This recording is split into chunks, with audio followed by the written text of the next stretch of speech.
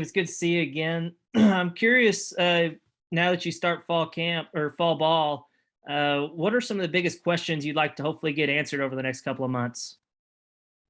Well, before I start that, I want to tell you I really enjoyed your article on our 23 class because we thought nobody knew.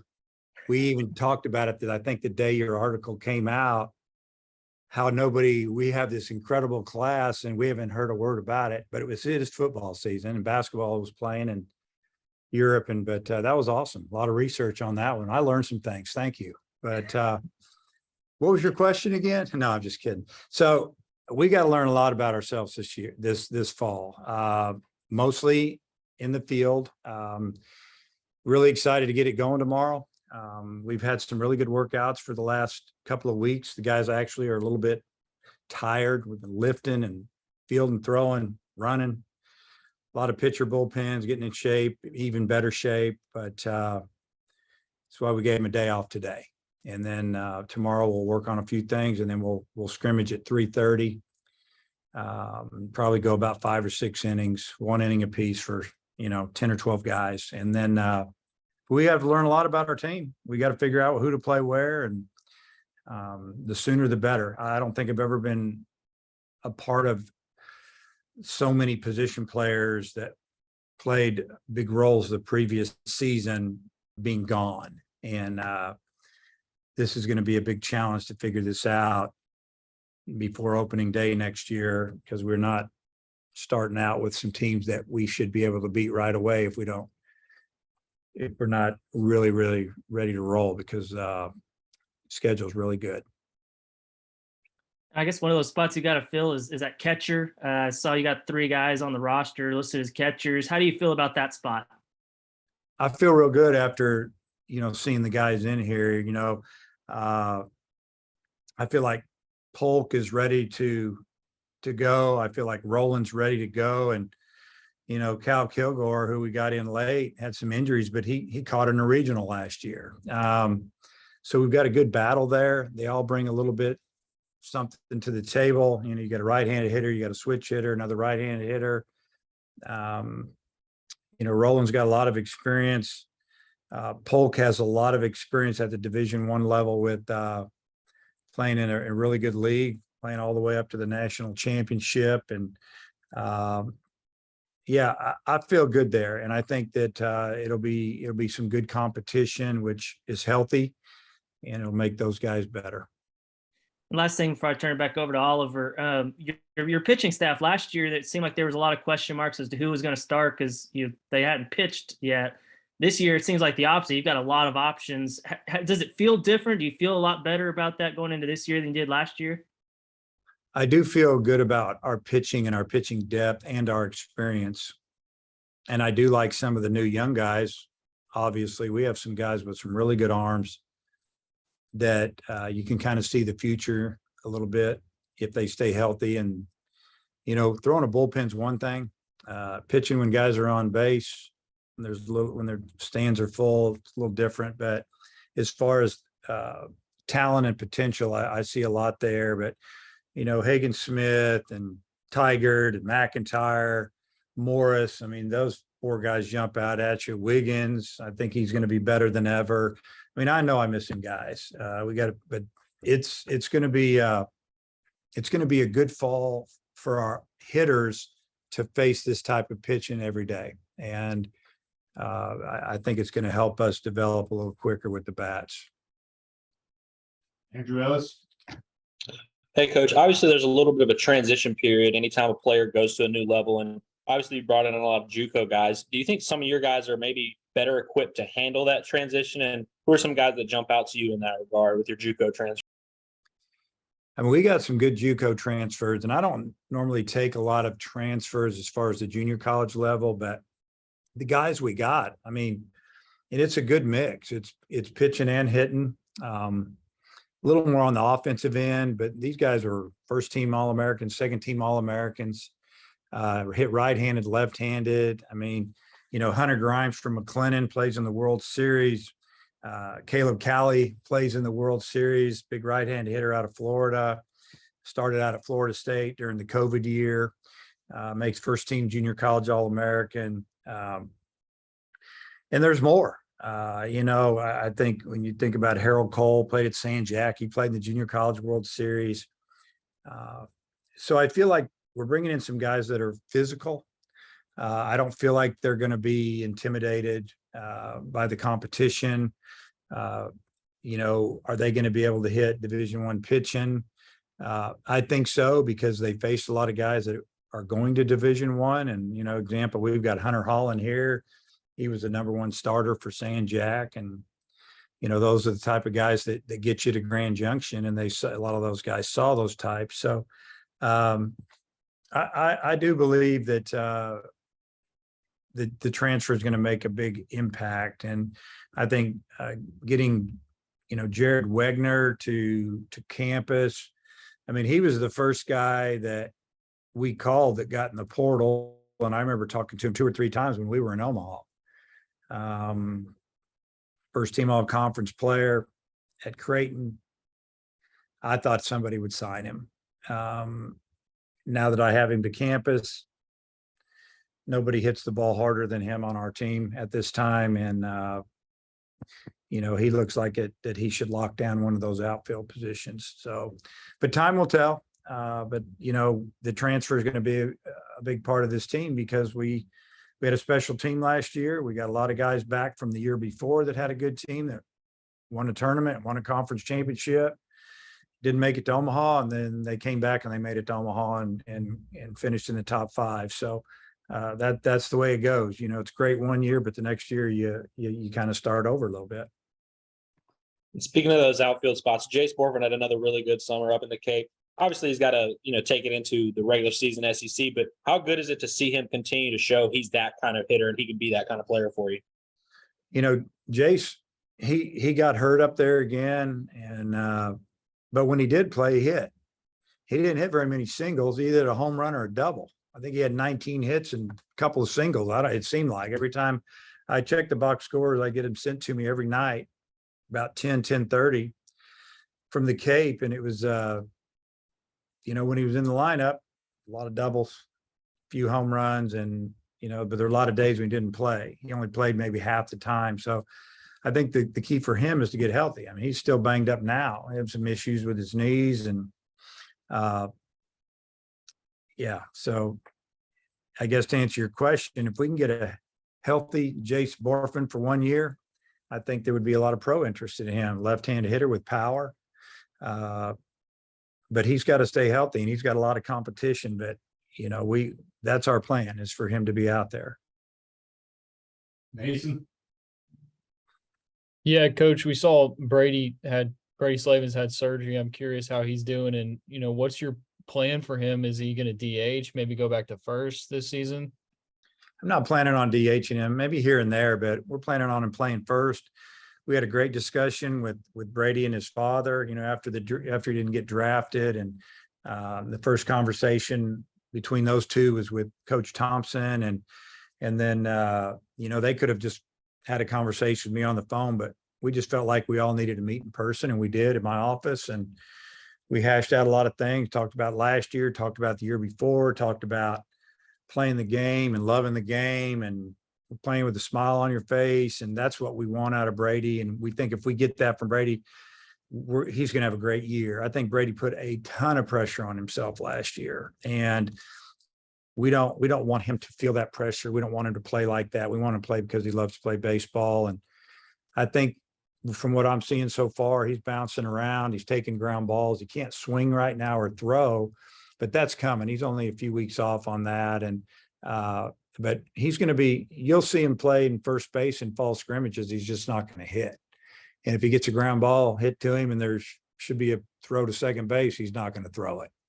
It's fall baseball. Just catch the ball, field it, get a feel for it, and get back over there. We were pretty good in 21, and he played first base almost every game. So I imagine Brady's going to be better than ever. I plan on him hitting in the middle of our order in 23. And then Kendall Diggs was another guy. It seems like he did good in summer ball. Got in the lineup for y'all a little bit last year. Kind of what's your expectation for him going into the fall? A lot of expectation. We'll see if he can handle it. He's got to find a place. He likes to play third. He can play first. we're trying to work him in the corner outfield a little this fall, and he hasn't had hardly any reps there, but we're going to stick him out there. I'm sure he's going to have his okay days and his bad days defensively, but we got to see what we have, and he'll get work there in practice. But it's all about him swinging the bat and being a tough out. When he was good last year, he took his walks, fouled off a lot of pitches. He was just a really tough out, and that's the guy we need. We need him to make a jump. Most kids make a jump. The biggest jump is from the freshman to the sophomore year. So we're hoping that happens there with Kendall. And then last one, and I'll turn it over. There, you brought in Cody Frank. The pitching staff returned a lot, but there's still some young guys who didn't see a whole lot of innings last year. Are there any guys that really stand out to you that might take the next step this year that didn't really play a whole lot last year? Well, I think about didn't play a lot or pitch a lot was Austin Ledbetter. I think that he can jump in there. The pitchers that we got back, most of them, got some action. That's probably the one that jumps out the most. There's some guys that we redshirted last year that, I don't really want to mention any names yet, but they got to show out. There's 3 or 4 of those guys this fall. This is a big fall for them because it's kind of to that point where when you're in your third semester and say you redshirt the year before or just pitch an inning or two for one reason or another, they've got to make the team. They've got to feel like that they're going to not waste the spring. So there's a few of those guys. We also got Cody Adcock in here from Crowder. Like you said, we got Cody Franks in from Nebraska, who's kind of a do-it-all type guy. He can start, can close, come get a big out, got some attitude out there. And Adcock has really good stuff. His stuff may be better than we thought. I think he's in his 3rd year. He started Ole Miss. We recruited him, and he selected Ole Miss over us. Went there for a year, got to pitch, and didn't feel like that was a great fit for him. We tried to get him to he was in the portal, but he got in too late. So he went to JUCO. We would have taken him. We signed him last fall, and he had a pretty good year, but I think the motivation is extra high now that he's here when he sees the competition. And, that's another older pitcher. So we feel good about experienced guys. We feel good about some freshmen. The guys that were in the program last year, this is a super big year for them. Dudley. First of all, good to see you. Peyton Stovall, obviously played first base for you last year. Obviously some second base. What do you see out of him this year in terms of where he might play and his advancement? Yeah. Well, he'll be our second baseman unless something crazy happens, but he does have a lot of competition if you just come out and watch our workouts. But, we've got some guys that are working out at second that I think can get in the lineup at other positions. And, really talking about Peyton Holt, he's been out there a lot. He played third at Crowder. When I saw him play last fall, he played third base the day I was at the ball game in a fall scrimmage up north. But he can also, Peyton Holt can also play corner outfield for us. He can swing the bat, third base, second. But right now, Stovall will be the man to beat out there. He's got a ton of experience, good hitter. I think he's probably a little tired. Freshman played almost every game last year. Then he went out to summer ball, travel, play, and had some good days and had some okay days in an incredible league. You're seeing 93, 95 every day in the Cape, and it's hard to hit in that league, especially when you're coming off your freshman year. We'll pace him a little bit this fall, but I do want him to be in there at second as much as possible. And then we'll do a lot of work there. But he's a really good second baseman. He kind of fools you with his quickness. Robert was like the Energizer Bunny out there. That was his style. Stovall's more of a little calmer, but he has some quickness. He can turn the double play, and we're teaching him a couple different techniques there. But that was his position in high school. He played some shortstop, but he was a middle guy. His pivot throws to short are very accurate.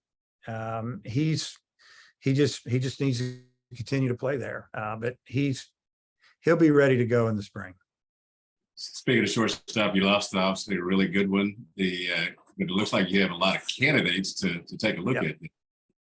We do have a lot of candidates, and losing battles. And a lot of people ask me really towards the end of the year, have you ever had a better shortstop? No, I've never had a better shortstop. And Jax Biggers was an incredible shortstop. They're a different style. He was that Energizer Bunny shortstop that would get it and throw it over there. Battles was really smooth. But wasn't flashy. He made every play, had a very accurate, strong arm. So we've got Harold Coleman from San Jack that has really shown us in pre-season practice workouts that he has a lot of potential with the bat. And if he goes the other way, he can pull the ball and he can hit for power, but he's got power at the opposite field. And if he's one of the guys that has an opportunity there. John Bolton, who transferred in late from Austin P, just really wanted to come here, had other options. He could have gone to Georgia and some, but he's been fielding the ball real well. He kind of jumps out at us. And Hunter Grimes played center field last year for McLennan. He was injured, so they moved him to center. And he played shortstop, and he can play third. He's a really good player. And then we have Jude Putz is back, trying to battle and get in the mix there. And went out and played summer ball. It didn't go great, but he played and he got better, and he's a better player than he was last year.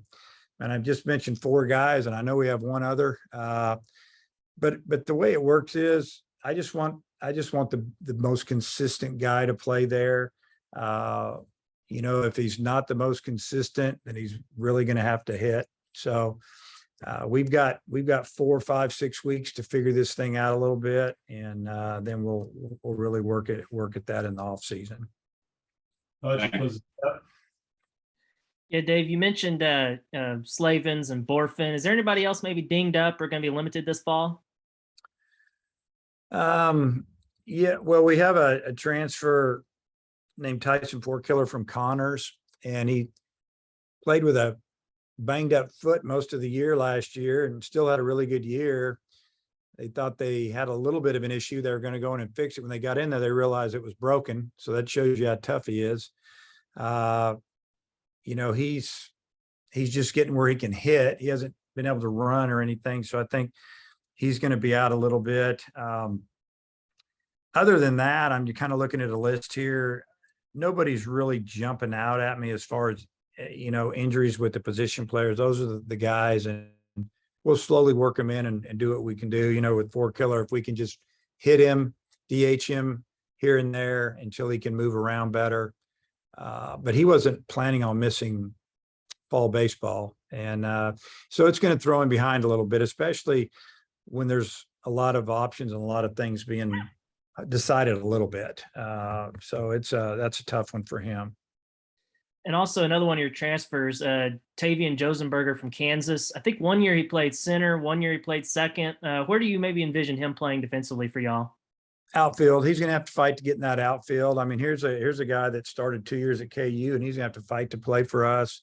Center field. So he's another one that he's a switch hitter, but he had some back issues. He still hit like 280 last year. He hit over 300 as a freshman. He was healthy. Last year his back was bothering him, and looked like he had it healed up. It was bothering him a little bit. He could run and do some things. Swinging the bat from the right side's been bothering him. So hopefully he'll get cleared to swing at least from the left side, and we'll put him in center most all the time. And that's a position that, there's 2 to 3 guys going to battle for that, with Josenberger and Mason Neville, a true freshman, and probably Hunter Grimes, who played center and short, like I said, at McLennan. And but yeah, Tavian's a guy that has experience. Looking forward to getting him out there this fall. Hopefully he'll be able to get out there most of the time. The last thing I was wondering if anything maybe surprised you with how the draft and the signing deadline went. Did anybody you didn't get anything surprise you? Yeah, probably on the younger side of it, probably getting Jason Jones in here, and big right-handed hitter. He can field and throw. He can play third or first, and I think he would be really good at both of those positions, honestly. Working on really getting him in shape. He can hit the ball a long way. And And then Mason Neville, who hits left-handed, 6'3", 200-pounder. He hits balls off my window up here. I mean, it's an interesting, but they're still freshmen. It's going to take some time. We got to try to find a way to get them in the lineup. We got to find a way to win with freshmen in the lineup, get them ready for the end of the season, get them ready for their sophomore and junior year. Those two sneaking through a little bit because they both had opportunity to sign for some really good money. And they just kind of priced themselves out. They had all the phone calls. They just kept saying no. Also Wegner, I don't know why somebody didn't draft him in 20 rounds. If they look at his history, last year was the first year that he hasn't been injured. He had a hamate bone issue the year before and the year before because he either re-broke it or irritated it again. And this last year was his first year to play healthy at Creighton, and he had a tremendous year. And I think getting him through it was really big, especially at that position in the outfield. And he's a middle of the order type hitter. As far as pitching, I mean, you never know how it's going to go. We were concerned about Parker Coyle, left-handed freshman out of Oklahoma that maybe our fans don't know a lot about, but I think they're going to. Skinny lefty, really can throw the breaking ball, got a good arm, going to be in the 90s, low 90s now. I mean, there's other guys, but those are guys that if you're looking at a professional profile, they're big and strong. And, those are the guys that we were kind of holding our breath on a little bit. All right, Coach. Appreciate your time as always. Okay, guys, we'll see you out there.